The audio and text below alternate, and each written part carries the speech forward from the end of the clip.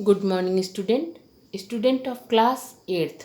बच्चों, आज संस्कृत में हम पंचमा पाठ कंटकेनैव कंटकम नामक पाठ को पढ़ेंगे। इसका मतलब है कि कांटे से ही कांटा निकल सकता है, अर्थात कांटे के द्वारा ही कांटा निकाला जा सकता है। अब आइए इस पाठ को प्रारंभ करते हैं, और पाठ को प्रारंभ करने से पहले हम इसके कठिन शब्दार्थ को देख लेते हैं।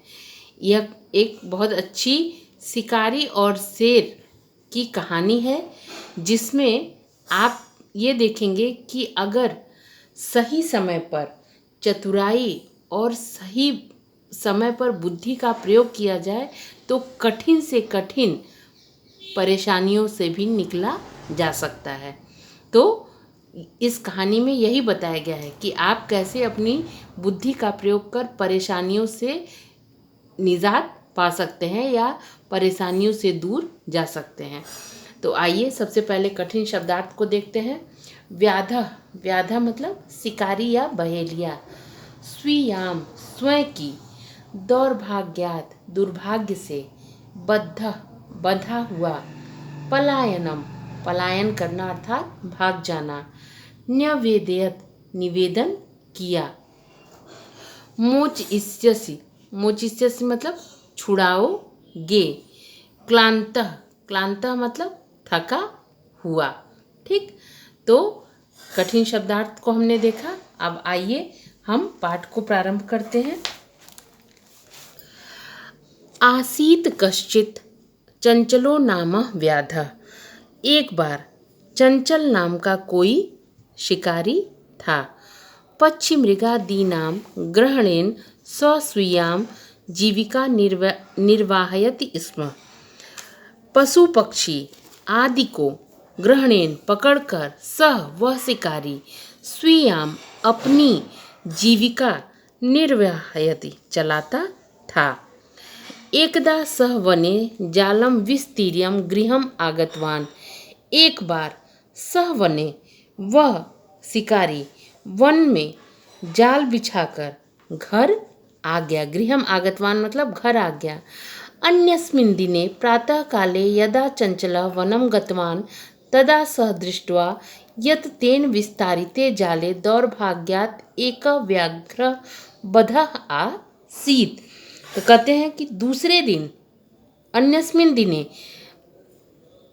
प्रातः काले, दूसरे दिन सुबह के समय, जब चंचला वनम गतवान, जब चंचल वन में गया, तदा सह दृष्टवा तब उसने देखा कि यत तेन विस्तारिते कि उसके द्वारा बिछाए गए जाल में दुर्भाग्य से एका व्याघ्र बध आसीत, एक शेर जो है वो फंस गया था, अर्थात बंधा था। सो अचिंत्यत व्याघ्र माँ खादिष्यति अतएव पलायनम करणीयम। कहते हैं कि तब जब शेर को उसने बंधा हुआ देखा तब उसने सोचा कि शेर तो मुझे खा जाएगा। माँ खादिष्यति अतएव पलायनम करणीयम, अतः मुझे यहाँ से क्या करना चाहिए, भाग जाना चाहिए। व्याघ्रण्यवेद्यत, शिकारी को देखते ही व्याघ्रण्यवेद्यत, व्याघ्र ने अर्थात शेर ने क्या किया, निवेदन किया। मानव कल्याणम भवतु ते, हे मानव तुम्हारा कल्याण हो। यदि त्वं मोचयिष्यसि तर्हि अहम त्वाम हनिष्यामि। कहता है कि यदि तुम मुझे छुड़ाओगे, मोचिष्यामि मतलब छुड़ाओगे इस जाल से, तो मैं तुम्हें नहीं मारूंगा। वो व्याघ्र क्या कहता है, शेर क्या कहता है कि यदि तुम मुझे इस जाल से छुड़ाओगे तो मैं तुम्हें नहीं मारूंगा। तदा सह व्याधः जालाद बहि निशार्यत।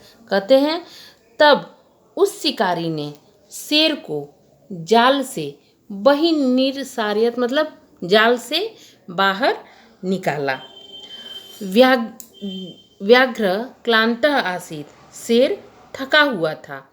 सो अवदत, उसने वह शेर शिकारी से बोला, भो मानव, हे मनुष्य, अहम पिपासु, मैं प्यासा हूँ। पिपासु अहम मतलब मैं प्यासा हूँ। नदी का पानी, नद्याः जलम आनीय मम पिपासा शमय। नदी का पानी लाकर मेरी प्यास को शांत कीजिए।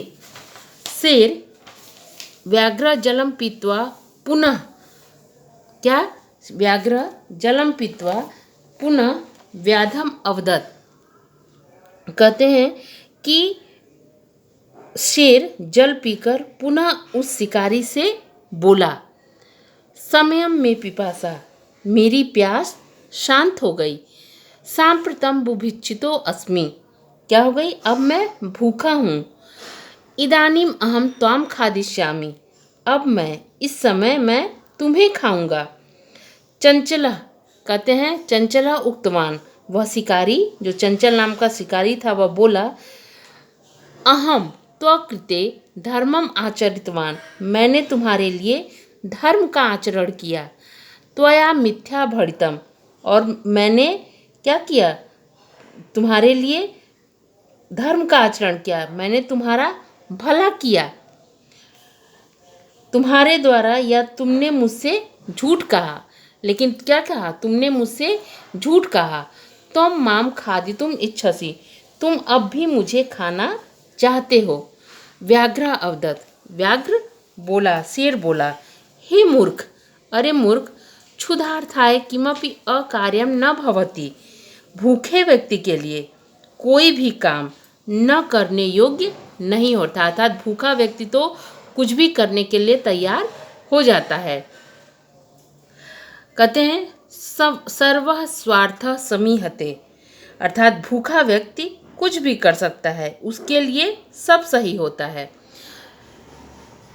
चंचल नदी जलम, सभी लोग अपना भला चाहते हैं, किसी से भी पूछिए, अर्थात सब, सर्व स्वार्थम समीहते, अर्थात सभी लोग अपना भला चाहते हैं।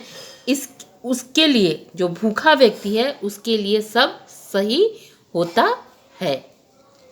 तो आज हमने इसका एक भाग पढ़ा। अब अगले टर्न पे हम इसके आगे की कहानी पढ़ेंगे। धन्यवाद।